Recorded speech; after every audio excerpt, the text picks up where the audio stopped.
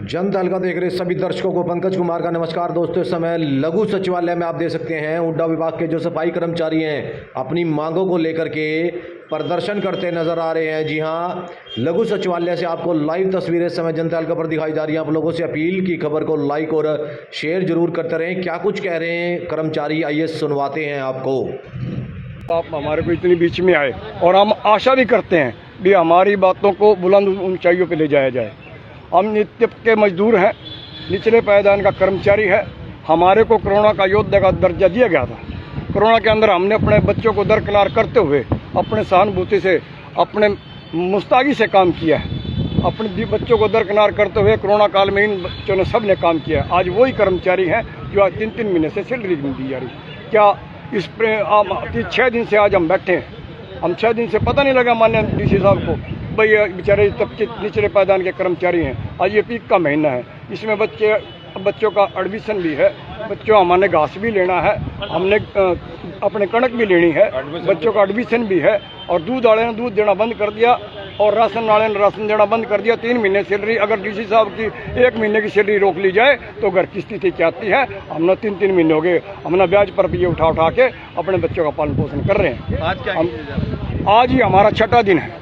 अगर समय रहते, हमारी मांग यही है, सब मांग क्या रहे हैं हम, हमारी जो वेतन तो मांग रहे हैं, अपना मानदेय मांग रहे हैं, अपना करीब मांग रहे हैं। हम तो पहले कर चुके हैं, उसका वेतन तो मांग रहे हैं। अगर समय रहते, अगर इनका वेतन नहीं मिला, हम यही मांग करते हैं माननीय डीसी साहब से।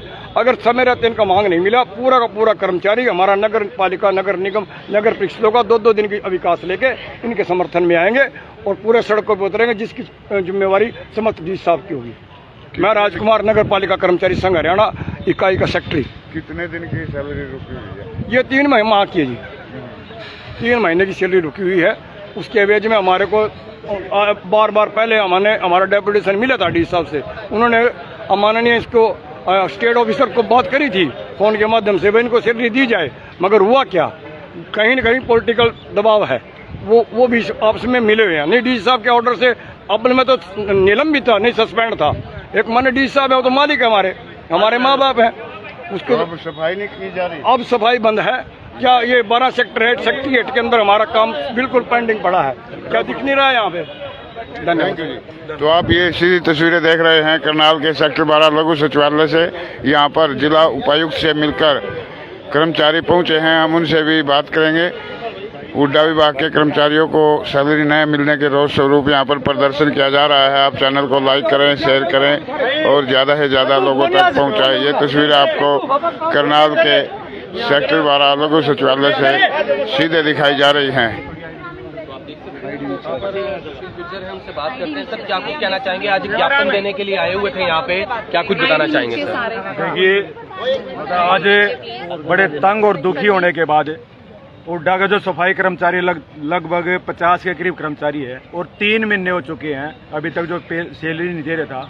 वहाँ का जो ठेकेदार है वो कहीं ना कहीं हुड्डा के अधिकारियों से मिलीभगत जो चल रही थी, इन सारी चीजों को लेके आज डीसी ऑफिस हम लोग पहुंचे हैं ज्ञापन देने के लिए।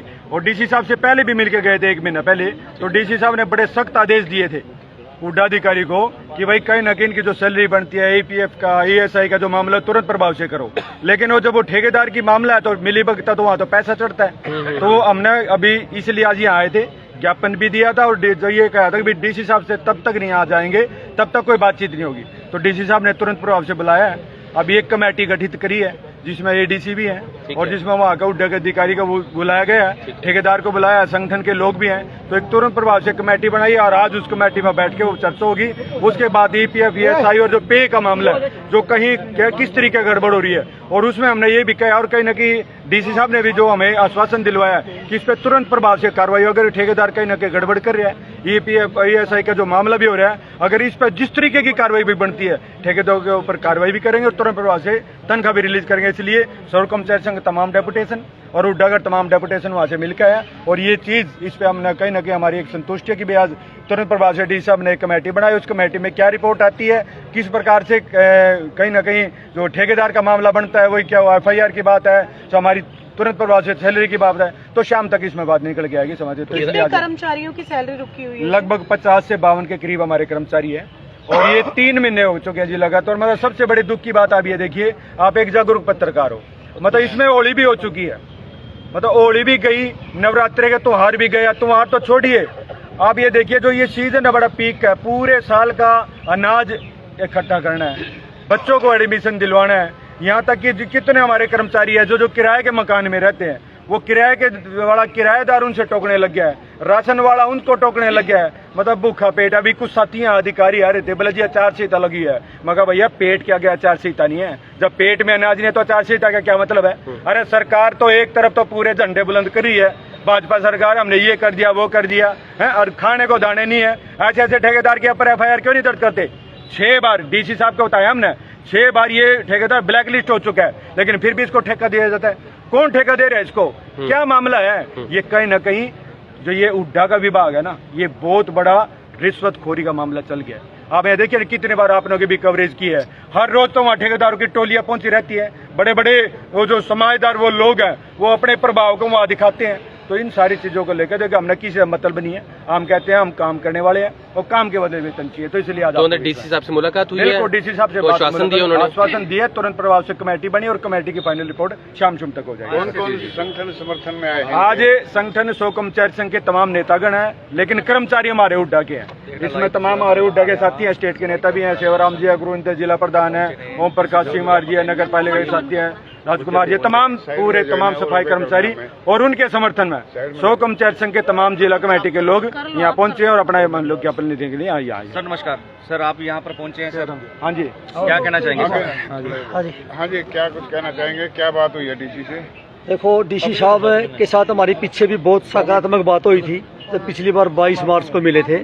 हमारे सामने स्टेट ऑफिसर को फ़ोन करके कहा था भाई इनकी सैलरी दी जाए, जो PF वगैरह का पैसा इनका जो गड़बड़ में है वो पैसा इनका जमा किया जाए। कितने महीनों से सर गड़बड़ तो इनकी पूरे साल से PF की पूरे साल से गड़बड़ है। जी। ठेकेदार से हम कई बार मान लें 2-3-4 बार प्रदर्शन करके हमने वो पैसा उन्होंने डाल तो दिया, लेकिन ठेकेदार के डिजिटल सिग्नेचर नहीं है, वो पैसा निकल नहीं सकता।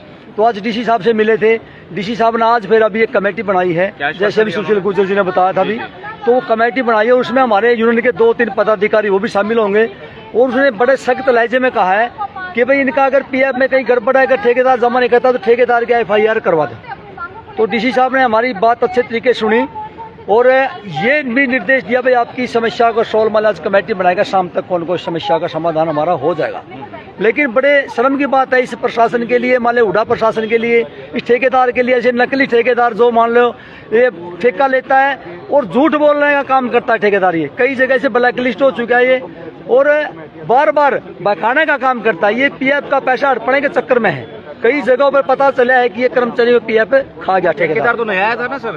ठेकेदार नया नहीं, कुणाल मदान है। तो ये पहले भी यहाँ नगर निगम से ब्लैक लिस्ट हो चुका है हमारे यहाँ, तो कई दूसरे स्टेशनों से ब्लैक लिस्ट है, तो इसने बिना मतलब खाम खाई का ये माहौल पैदा कर दिया है। और स्टेट अफसर को हमें 4-5 बार मिल चुके हैं कि जिनकी सैलरी डलवा दें।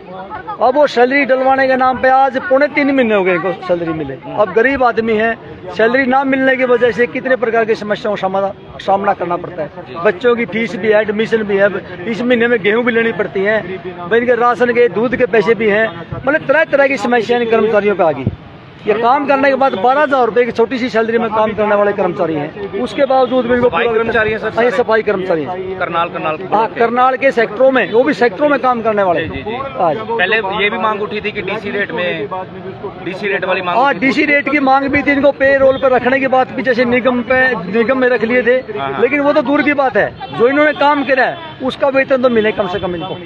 तो ये बड़ी मान लें 3.5 महीने से क्या है? 3.5 महीने से कोई भी पैसा नहीं मिला। तो ये अप्रैल का महीना भी खत्म होने को है, तो कमेटी गठित होगी। हाँ, कमेटी गठित करने के लिए साहब ने फोन कर दिया है और कहा था कि जल्दी हमारे कौन सदस्य होंगे कमेटी में ADC और स्टेट ऑफिसर हुड्डा और ठेकेदार को बुलाया है, और हमारे 3-4 कर्मचारी पदाधिकारी इनके भी नंबर लिए हैं। भाई आपको भी 2-3 साथी होगा इसमें बीच में मतलब बिठाया जाएगा, जो भी समस्या बात होगी आप बताएं। कितना टाइम वो लग सकता है सर? टाइम तो क्या, जब देखो भी कमेटी बन के आज शाम तक देखते हैं, मान लो मीटिंग हो जाएगी, जो भी रिपोर्ट देंगे, हाँ जो भी रिपोर्ट देंगे आज शाम तक रिपोर्ट आने की संभावना है। और DC साहब ने बीच में संज्ञान लिया तो इसका जल्दी समाधान भी जरूर होगा, हम ये उम्मीद करते हैं, आशा भी करते हैं। क्या नाम अपना? शेवाराम बटसर सर्कल प्रधान HSVP कर्मचारी यूनियन करनाल। Thank you.